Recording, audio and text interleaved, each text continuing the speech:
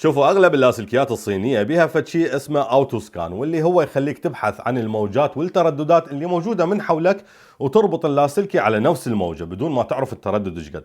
خل اراويكم شلون هذا سووه. مثلا ذني اللاسلكيات كل واحد على تردد، هذا 43325، هذا 313300.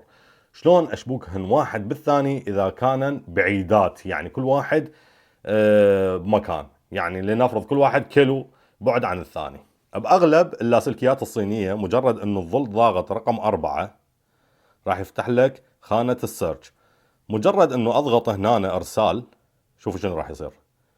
راح يلقي التردد ويثبته عنده.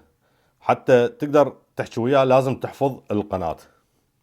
فتدوس هنا سيف وتختار لك قناة فارغة مثلا، وتدوس سيف مرة ثانية. هسه شنو صار؟ هسه انا اقدر اتكلم ويا هذا اللاسلكي بدون ما اعرف التردد، صار اثنيناتهن على نفس التردد. شلون تربط هذا اللاسلكي الصغير بلاسلكي ثاني بدون ما تعرف التردد مالته؟ شوف اغلب اللاسلكيات الصينيه بيها فقره واللي هي سيرج. مجرد تظل ضاغط هنا راح تفتح عندك خانه السيرج، واول ما ادوس ارسال راح يلقي التردد القريب اللي موجود عليه.